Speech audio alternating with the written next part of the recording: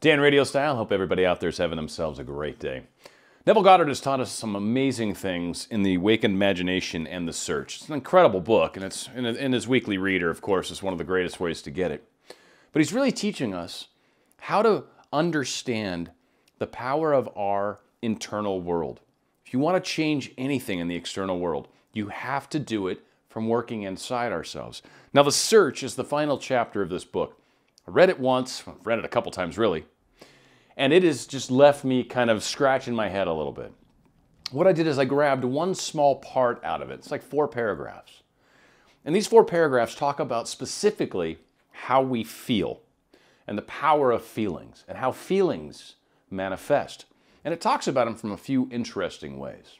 One of them, from the standpoint of love and hate, 2 very opposing feelings, both extremely powerful manifestors. Now again, as Neville Goddard's frequently talked about, feelings are what manifest. Your imagination creates, feelings are what do the manifesting. It's like the motion of the ocean, if you will, it makes it happen.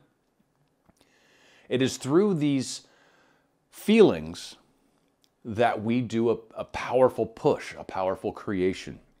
And love, a very powerful emotion, and hate is another very powerful emotion that inspires all sorts of creative endeavors. Now, hate, of course, generally leads to violence, war, and a lot of other things along those lines, but is very capable of creating a world around you where your hate is justified, your hate makes sense, the reason you hate makes sense, and so you keep doing it. It continues to justify.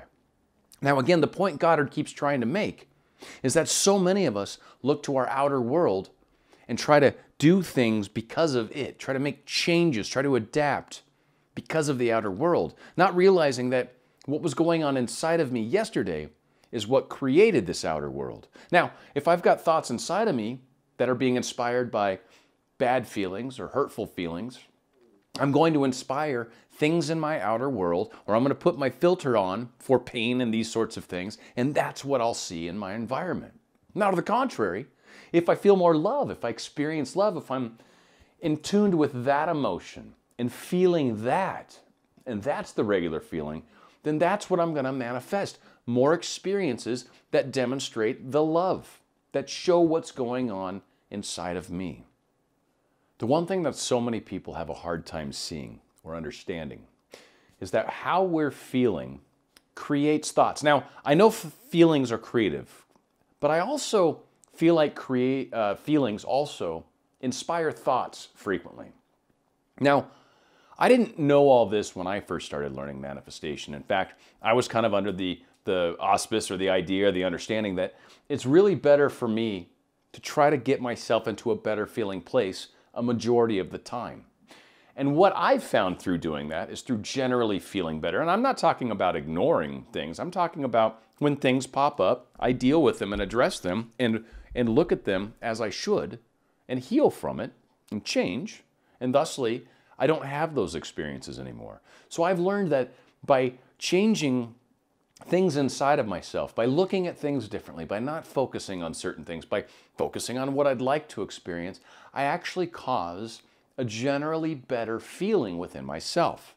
And I've just found that that tends to work really well in life. And as I've generally felt better, good things just seem to happen to me, and good decisions seem to happen to me. And I tend to notice good things around me, and I tend to attract good people around me. Generally speaking, you vibrate out and attract back what you're sending out. So if I'm sending out feeling good, and that's my general vibe, or I'm sending out feeling love, and that's my general vibe, that's what I'm creating around me. That's what I'm attracting to me. That's what I'm seeing every time I put on my filters. And thusly, the other side of that is if I'm having bad feelings about something, or I'm angry about someone, or I'm scared about a certain situation, or I'm afraid this isn't working out, or I'm afraid I've done something wrong. These feelings promote additional experiences that prove them. So whatever it is we feel, we create. The feelings themselves are extremely powerful creators. So I want to get into the little bit that Neville does share with us here. And I think it really talks about, one, the power of feeling, two, how important those feelings are. 3, I do believe they're a choice. I could choose to believe that what's going on in today's day and age is bad and horrible and all this, or I could see it for the positives that I'm getting out of it. I can see it for the benefits I'm receiving. I can see it for the things that are working well for me. How I choose to feel about it is my choice. I'm taking the same exact situation that every single one of us is looking at, but I'm looking at it the way I'm looking at it. And if it causes me, or if I generally feel better about it, then the experiences I have because of this situation will be lessened, at least in any bad way. And certainly, oddly, I will find benefits during this time. I mean, one example, when the stock market goes down, many say, oh no, we're losing money. It's like, nah, you're creating a lot of bargains, and you really only lose money if you sell. And sometimes you don't have to. Sometimes things fix themselves. You've only lost money on paper. So again, it's what we see and feel that does the majority of the creating. Now, one of the key sentences he says in this one paragraph, if we would become as emotionally aroused over our ideals as we became over our dislikes, we would ascend to the plane of our ideals as easily as we now descend to the level of our hates. So many people talk about, why is it easier to manifest things that we don't want? Why is it easier to manifest things that aren't a challenge? It's because of how we feel about the thing we're trying to manifest. That's what does the creation.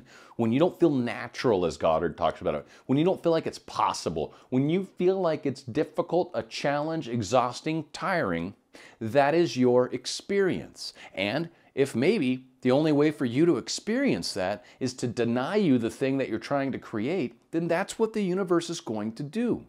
But if you're feeling good about the process, if you're feeling good about what's happening, if you're feeling good about the way things are unfolding in your life, in the way that this is so magical, when you see things and feel things from that standpoint, the filters you put on will show you more of what you expect to see.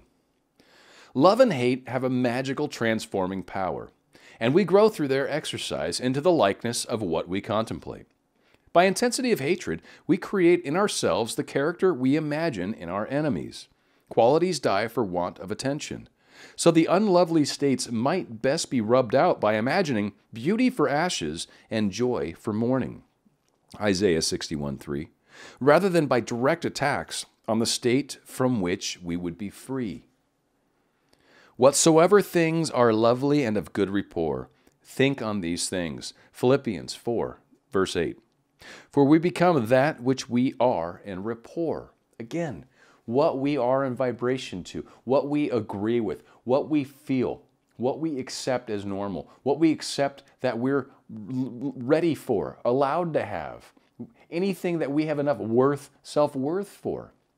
These beliefs, these feelings, these attitudes are what creates our outer world. There is nothing to change but our concept of self. Humanity is a single being in spite of its many forms and faces, and there is in it only such seeming separation as we find in our own being when we are dreaming. The pictures and circumstances we see in dreams are creations of our own imagination and have no existence save in ourselves. The same is true of the pictures and circumstances we see in the dream life. They reveal our concepts of ourselves. As soon as we succeed in transforming self, our world will dissolve and reshape itself in harmony with that which our change affirms. The universe which we study with such care is a dream, and we, the dreamers of the dream, eternal dreamers dreaming non-eternal dreams. One day, like Nebuchadnezzar, we shall awaken from the dream, from the nightmare in which we fought with demons, to find that we really never left our eternal home, and that we were never born and have never died, save in our dreams. This is the search. This is the last part of the search. And what it feels like to me, and again, I'm going to do another video on this chapter, but what it feels like to me is when we finally accept the fact that we make the best of this dream, that every day is a chance for us to create whatever it is that we desire. It's like a lucid dream, really. And all the demons and all the fears and all the fights and all the horrible things that we've experienced have happened because of our creating them, has happened because of our alignment with those experiences. Now, I mean, sometimes through misfortune comes great wisdom.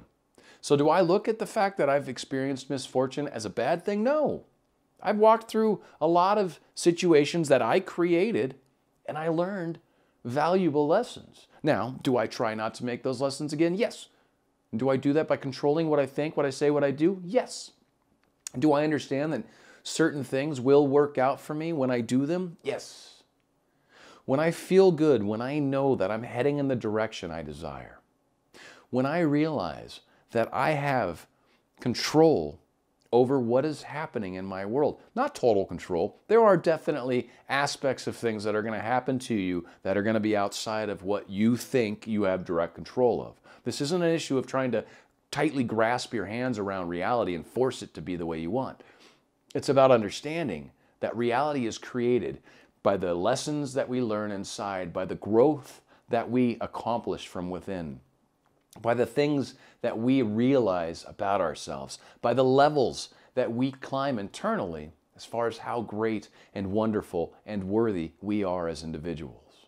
If there's someone that you're trying to love, are you holding or harboring any sort of negative feelings? Are you frustrated with them? Are you grumpy with them? These feelings are creating a place for you to experience a reality that will allow you to be frustrated, angry, grumpy, etc. Love is a powerful motivator. Love allows us to forgive. If there's a person that you're trying to manifest that maybe is love, then make sure that you're being love to them. Make sure you've forgiven all the things that you're upset with them for. Make sure that you're not harboring any of these negative thoughts, because not for them, but for you, because it's your experience that you're going to have. And the same goes if you're trying to manifest more money, more income, a car, a house, a boat, a new job. Holding the good thoughts that yes, there are people that are looking for my talent, that there's a perfect fit for me out there, as opposed to I'm too old, no one wants someone like me, I can't even get people to look at my resume. Those are very different feelings about life. When you know that what you're creating is your choice, that's happening inside of yourself, you feel a lot better about what you experience. Why? Because it's yours. You created it. It's your experience. It's your reality. It's your lesson. It's your understanding. It's your growth. It's your wisdom. You want to change what's happening in your world. Change what's going on inside of yourself. Apparently Neville Goddard spent a whole bunch of years in his search. And you know what? Sounds like that's pretty much what he figured out. We make this. We decide. We spend our entire lives looking for something that we're finally ready to create ourselves. This whole search that many of us are on, the answers are inside. The thing you are manifesting is inside. Be it. Know it's yours. Be positive about the experience. Understand and know that this is happening for you and to you. Dan Radio Style.